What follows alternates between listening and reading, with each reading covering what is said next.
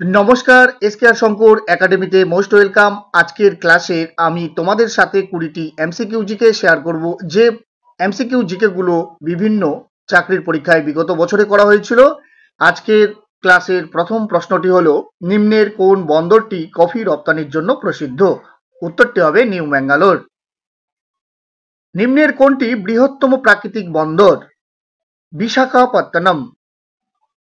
নিম্নের কোনটি জোয়ার ভাটা নিয়ন্ত্রিত বন্দর? কান্ডালা বন্দর।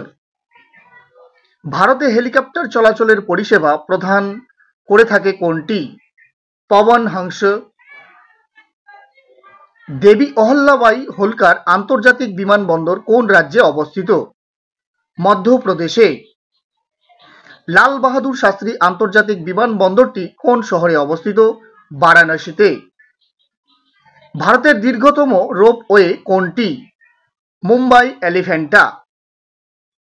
ভারতের দীর্ঘতম মেট্রো রেল কোন শহরে অবস্থিত? দিল্লি শহরে। ভারতে প্রথম মনোরেল পরিষেবা কোন শহরে চালু হয়? মুম্বাই। জেলা সড়ক পথের রক্ষণাবেক্ষণের দায়িত্ব কোন সংস্থা পালন করে? পিডব্লিউডি। ভারতের জাতীয় রেল মিউজিয়াম কোন রাজ্যে অবস্থিত? দিল্লিতে।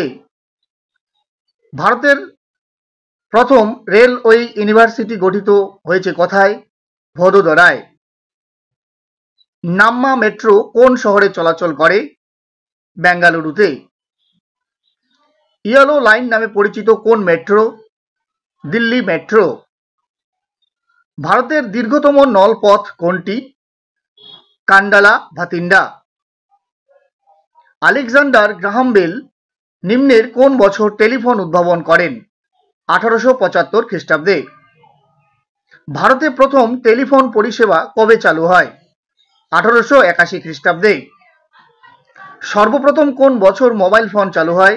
1985 খ্রিস্টাব্দে। নিম্নের কোন ব্যক্তি টেলিগ্রাফ আবিষ্কার করেন? Samuel Morse. আজকের ক্লাসের শেষ প্রশ্ন, বিশ্বের দীর্ঘতম খালপথ কোনটি? সুয়েজ খাল, পানামা খাল, লিসবন খাল না আনমান? তো এই চারটি অপশনের মধ্যে সঠিক উত্তর কোনটি হবে তোমরা কমেন্ট করে জানাবে। এছাড়াও ভিডিওটি যদি তোমাদের হেল্পফুল মনে হয় তাহলে অবশ্যই লাইক এবং শেয়ার করতে ভুলবে না। আর তোমরা যারা এই চ্যানেলে নতুন, অবশ্যই চ্যানেলটিকে সাবস্ক্রাইব করার পাশাপাশি ফেসবুক প্রোফাইলটিকে ফলো করে রাখবে, তাহলে নিত্য নতুন ক্লাসের নোটিফিকেশনগুলো তোমরা সবার আগে পেয়ে যাবে। Thank you so much. Jai Hind, Bande Mataram. দেখা হচ্ছে পরের কোনো ক্লাসে।